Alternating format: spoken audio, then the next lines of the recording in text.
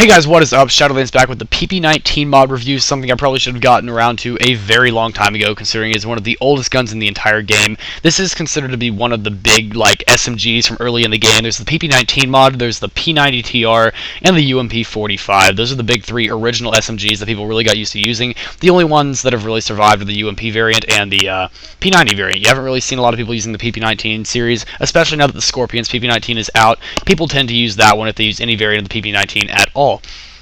In all honesty, I mean, it's really a pretty good gun. It's not that bad. I typically do prefer the P90 because both have very high magazine sizes. However, the one thing that's nice about the PP-19 mod is that it has 65 of 65 ammo compared to the P90TR's 50 of 50, which is actually shorting it by 20 shots total. The average SMG has 30 of 90, leaving you at a total of 120, whereas the P90TR only has 100 total. However, the PP-19 mod actually has 10 shots extra. 65 of 65 leaves you with a total of 130 shots, which is really nice. Going into the stats, we're seeing a damage of 35, so that's very low assault rifle range, definitely way above the SMG range of usually to 33, 34-ish. Today we're typically seeing 36s, some 35s, so 35 for a very old gun like this is really nice.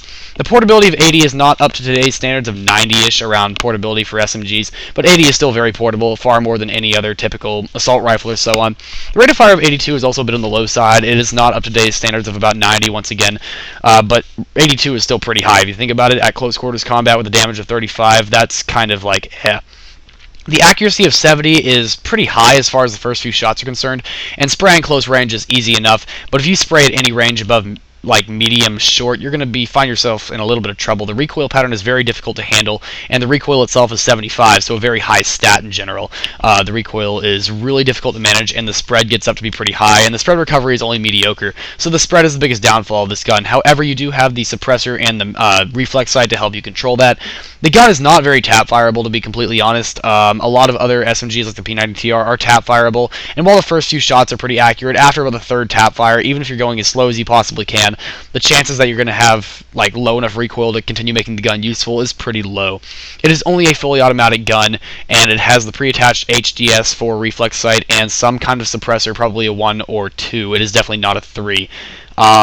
Comparing it to the Scorpion's PP-19 mod, which is available in the Mist N Super Specialist Crate, Mist Epic Ultimate Whiskey Infinity Transport Locker, and Megabus Crate, the Scorpion's has a damage of 38, which is easy assault rifle range. Portability of 88, very high, almost up to today's standards of 90. Rate of fire stays the same at 82. Accuracy of 72 is 2 points higher than the PP-19 mod 70. And the recoil drops from 75 to 73. So in theory, it still has quite a bit of recoil. But from experience, if you guys have seen my Scorpion's PP-19 mod review where I managed to get 2 Fantastics in a row, that's the first time I've ever done that in a review before. Which is sadly still quite a while ago. The Scorpion's PP-19 mod in scope has practically no recoil, so if you're going for any variant of this, the Scorpion's, in my opinion, is the only one worth it. The PP-19 mod camo is a really fun gun to use, but in general it can't compete with the Scorpion's. If you're going for any variant of this family, the Scorpion's is the way to go. The basic PP-19 and PP-19 camo, in my opinion, are not worth it. This gun is really only really worth it if you're such a big fan of the PP-19 series, or you really just need a different kind of gun to use that no one really uses. No one's ever really going to pick up this gun. It's not really worth it. In my opinion, there are better guns you can use. The P90TR has survived the test of time. It has been around for pretty much the same amount of time, and it's a lot more popular these days. It has less recoil, as pretty obvious, way less recoil, but it also suffers from the lack of ammo, which is usually fixed by the P90 TRSE or the Vipers, depending on which one you prefer to use. Honestly, I prefer the TRSE because it's customizable, and I think that's what most people tend to prefer. But that's about all I really have to say on the PP-19 series, guys. It's a fine gun, but it's just not, it doesn't keep up to date. It doesn't have the whole, better ability to withstand the test of time that some others have. The UMP-45 is still a big favorite, but that's really about all I have to say on this gun. It's fun to use, that's for sure, but it's definitely not the best gun in the world.